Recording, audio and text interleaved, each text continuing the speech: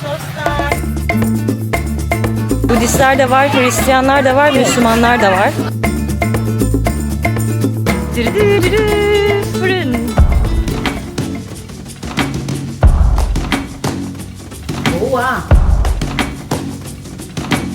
İnsanlık ölmüş. Bazı yerlerde gerçekten insanlar umudu mu artıyor? Bazı yerlerde diyorum ki arkadaşım aç insan görüp nasıl geri çevirirsin ya? Yine for me.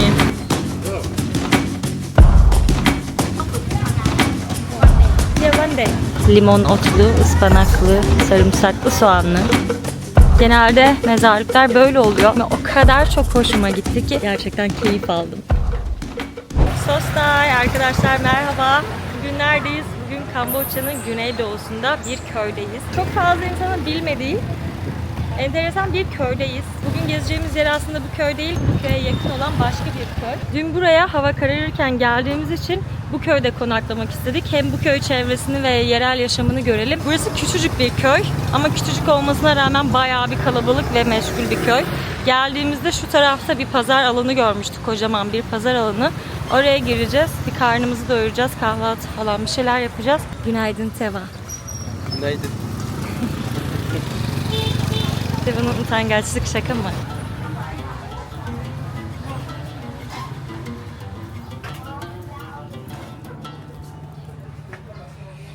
Şöyle pazarlar burada labirent gibi. Bölüm bölüm ayrılmış ama.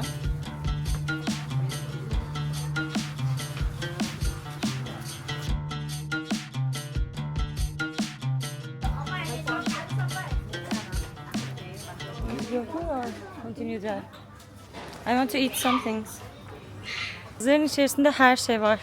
Kuyumcular, şöyle aviyeciler, kıyafetçiler, ayakkabıcılar, yemekçiler, terziler. Bir köyde insanların arayabileceği her şey var yani.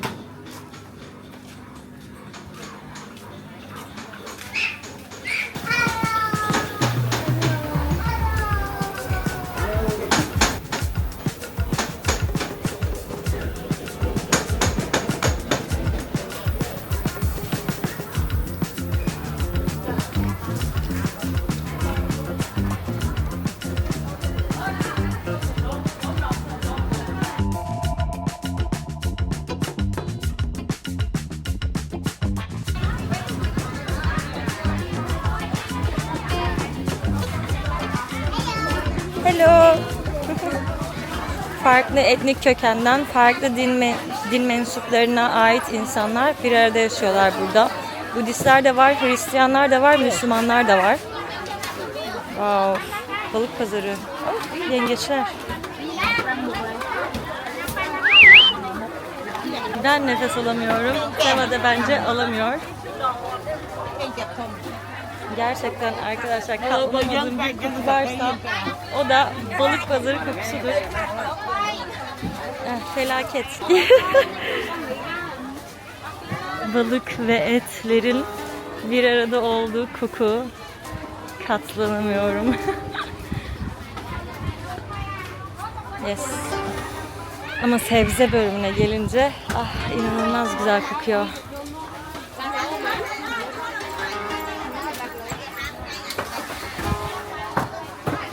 Kocaman salyangozlar. Hiç böyle kocaman salyangoz görmemiştim yemek için.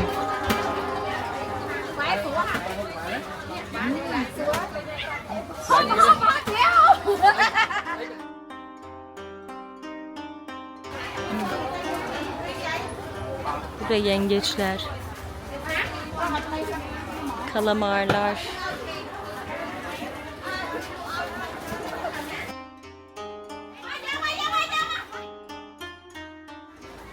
Kahvaltı kültürleri bizimkinden biraz daha farklı. Uyanır uyanmaz kahvaltı yapmıyorlar. Öğlen saatlerinde yemeye başlıyorlar. Ya da sabah yiyeceklerse de çorba, noodle, sıcak yemekler. Yani akşam yedikleri yemekleri yiyorlar aslında. Özellikle ayrıca bir kahvaltı kültürü veya kahvaltısı diye bir şey yok. Şu tavuklar da beni benden alıyor ya.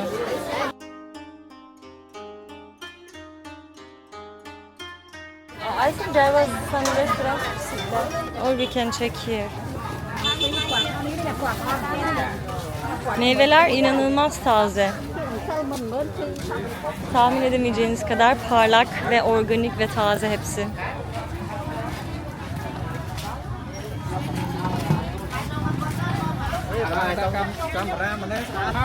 Hello. Sostai.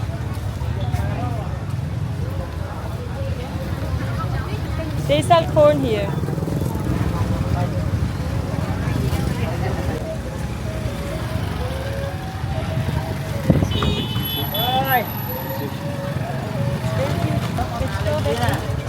Back in? Find something. Okay, because otherwise, you know the restaurant where we were yesterday, they are just here. Just like screen time. Yiyecek bir şeyler bulalım derken pazarın dışına çıktık yanlışlıkla.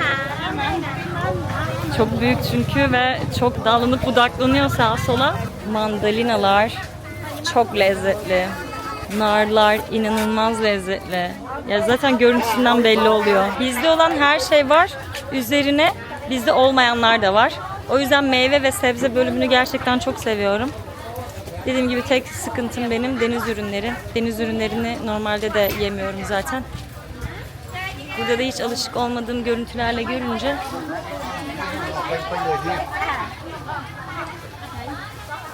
arkadaşlar o berbat koku tavuklardan geliyormuş.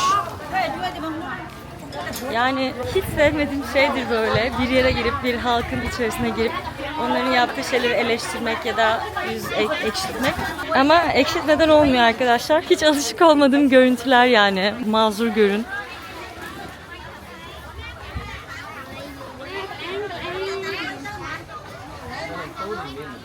Hello, Sostai.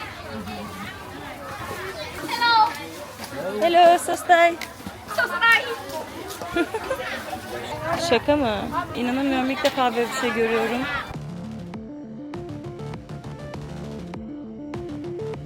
Önce öldürüyor.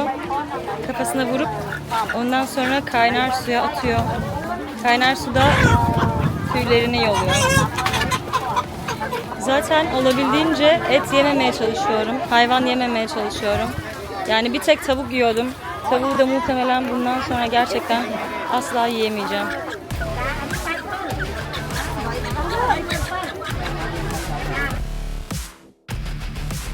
Her canlı oluyor ya. Travmatize oldum.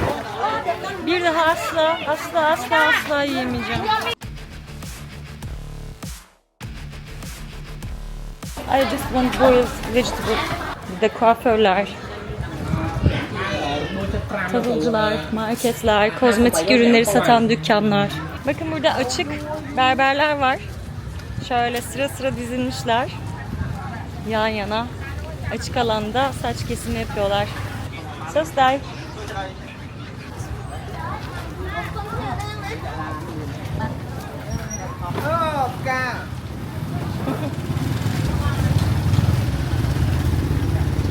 Yoğunluktan yürüyemiyoruz. Şeref'te bir fırın görmüştük dün akşam. Fırından böyle ekmek, unlu mamulleri falan bir şeyler varsa onlardan alacağız. Saat sabahın 9'u bu arada burada. Yani endüstriyel bir şehir değil. Bu insanlar nereye bu kadar koşturuyorlar? Zaten ben ona şaşırıyorum sabahtandır.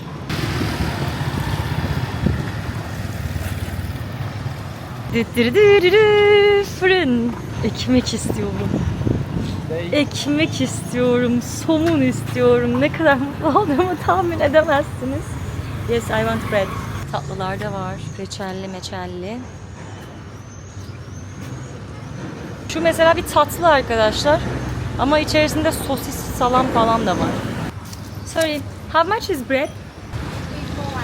Here for 2000. Bir tane ekmek 2000. Yani 50 cent. Yani okey ben ekmek alıyorum demektir.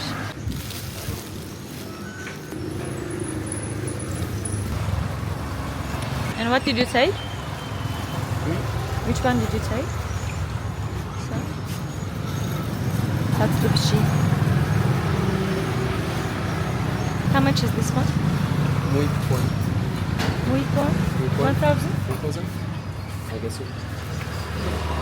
Bu da 25 centmiş. Paraları anlamak çok çok zor. Bir aydır Kamboçya'dayım neredeyse. Bir aydır hala anlamış değilim. Let's go.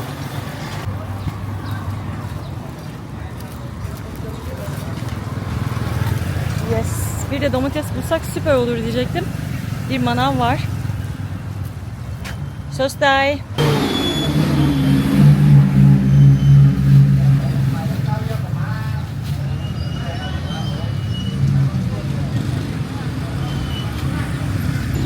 Şöyle yeşil yeşil domates de satılıyor.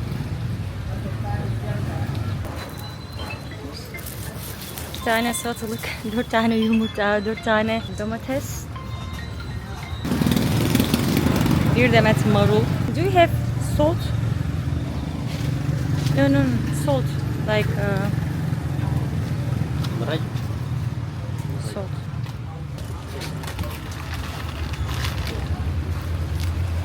Okay, şöyle tuz galiba. Okay, how much? Puan? Muy puan? Muy puan. This? How much this? $1. Vay arkadaş, trafik var ya.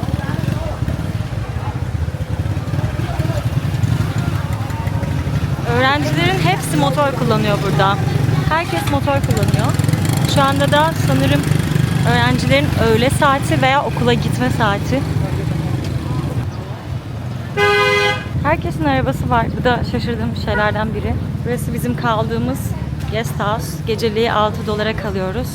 Bir mutfağımız var. Yani onların mutfağı daha doğrusu. Ama bir şeyleri yıkamak için kullanabilirim diye düşünüyorum. Sostay. I need water. I need water to wash. Boa. Yeah. Water. Water. Kebat à? Yes. Buranın sahibi teyze. Này hả? Yes. And water. Thơ là nắng á. Chẳng thơ là nắng á.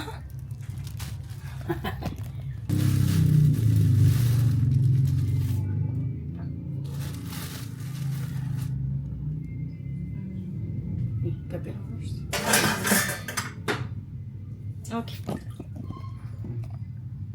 Nước đạn. Şöyle, şunun içerisine su koydu. Bunun içinde öyle yıkadı. Çünkü akan bir su yok. Ya normalde noodle falan yiyoruz. Hatta sürekli noodle yiyoruz ya da pirinç yiyoruz. Ama bu geldiğimiz köyde gerçekten sadece deniz ürünü, salyangoz ve et var. Bunun dışında dün geldiğimizde mesela kurt gibi açtık. Sadece pirinç yemek istiyoruz, sadece pilav yemek istiyoruz dedik. Ama satmadılar. Ya yanına yemek alırsın ya da bunu vermeyiz dediler. Biz de bu insanlık dışı hareketi kınamak için orada bir şey yemedik tabii ki. Zaten et falan yemek de istemiyoruz. Yemediğimiz şeyin parasını ödemek de istemiyoruz. Sonra kaldığımız bu guest house'a geldik. Onlar yapmışlar, hazırlamışlar yani evlerinde. Ve dediler ki tamam burada yiyin, beraber yiyelim falan. Kaldığımız bu yerde iyi hissediyorum kendimi. İnsanlık ölmüş. Bazı yerlerde gerçekten insanlar umudum artıyor. Bazı yerlerde diyorum ki arkadaşım aç insan görüp nasıl geri çevirirsin ya. Bu marulları da direkt böyle. Wow, bu bıçağın güzelliği peki. Soyucu. Bizim mutlu olma seviyesi şaka mı? Benim her cümle sonuna şaka mı demem şaka mı? Gerçekten böyle seyahat ettikçe her şeye şükreder hale geliyorsunuz. Çünkü gerçekten gözünü seveyim salatanın. Adamın bana verdiği şey tuz değil karabibermiş. Bayağı acı bir karabiber. Olsun yenur. Her türlü yenur. Okay. Oranges. It's good. Me and Nan, we were having the same thing like every day. It's really dry.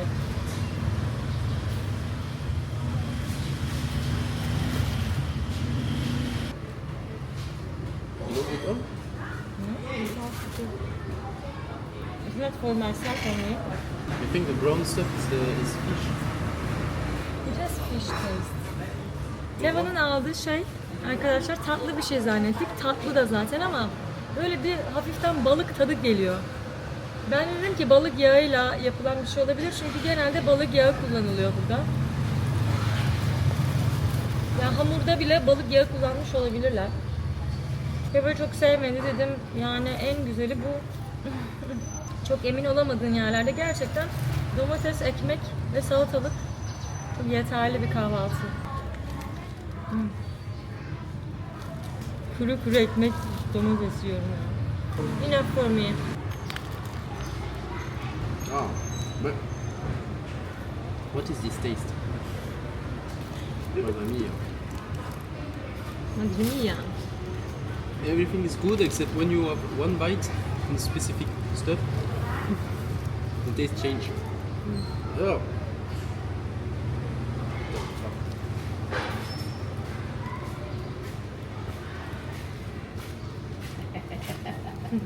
Bạn này hớp.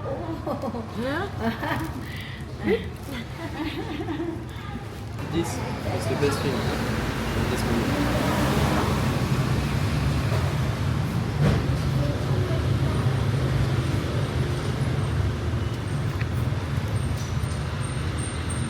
Kahvaltımızı yaptık. Şöyle yol boyunca motosiklet gördüğümüz yerlere motosiklet kiralayıp kiralayamayacağımızı soruyoruz. Anlaşmaya çalışıyoruz. Translate kullanıyoruz. Biraz zor oluyor. Söstay. Thì chắc ăn tôm em. Tôm vịt hàng ngày. One day. Yeah, one day.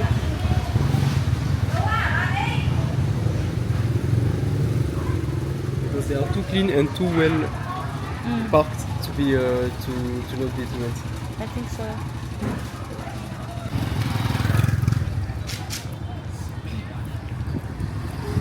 Söstay. Söstay. Söstay. Can you read this?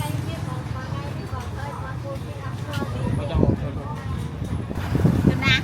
Ê, tôi nạt. Huh? Tôi nạt. Rent. No taksi. Kiralamak. Rent. Chắc nạt đây nhé. Ngày. Hả? Ngày. Không. Không. Çok. Bak bekle diyor. Ngày à?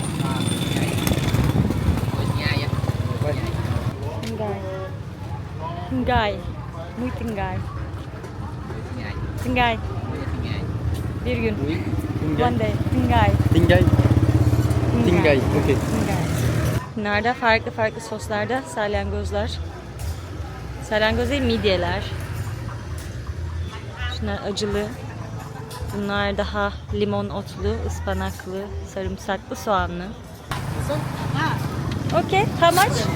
Bir ülkeye girince hani öğreniriz ya direkt rakamları, şu ne kadar, bu ne kadar, teşekkür ederiz falan. Kamboçya dili, Khmer dili o kadar zorluyor ki beni. Yani ne kadar demeyi bile öğrenmedim. Şöyle yapıyorum. How much? Munigay. Munigay. Bir gün. Rồi, dạ, tập về tàu đạp, Ha? vẫn một giật. Vay arkadaş sabah gideceğiz, akşam döneceğiz ya. Bao cái tàu vô cái man, bằng ngay đó. Akşam döneceğiz. Nâng cả lo mà quên là về nghĩa bà. Ha? Full for one day.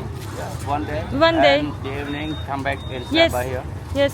We go to Nesat village. Drive motorbike. Tell me about where do you want to go? Nesat village. No, Nesat? but he drives. I drive. He drives. Village. Yes. Yes. And we are back this evening. Today only. Like 5 hours. And How much is? Tanisan. No. No? He said no. Do you know where can we find?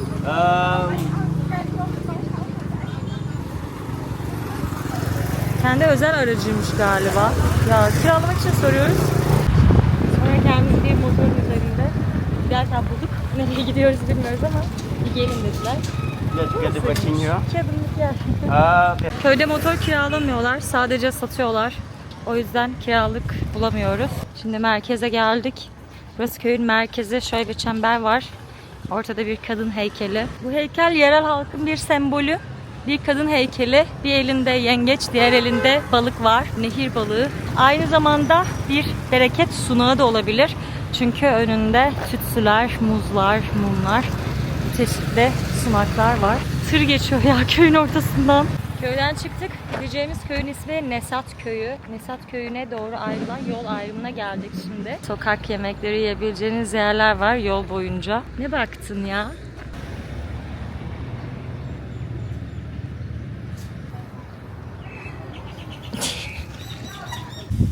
Burası bir mezarlık.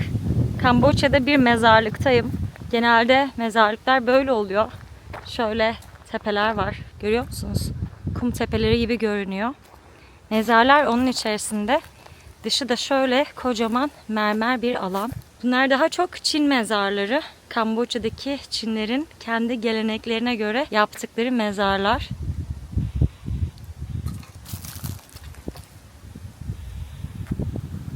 Buradakiler de aynı gibi görünse de aslında farklı. Küçük bir hobbit evi gibi görünüyor aslında. Şunun kapısında ölüm tarihi yazıyor. 1991 ya da doğum tarihi. Bu kadar bilemiyorum ama bunlarda mermer falan yok. Küçük küçük iglolar gibi. Wow.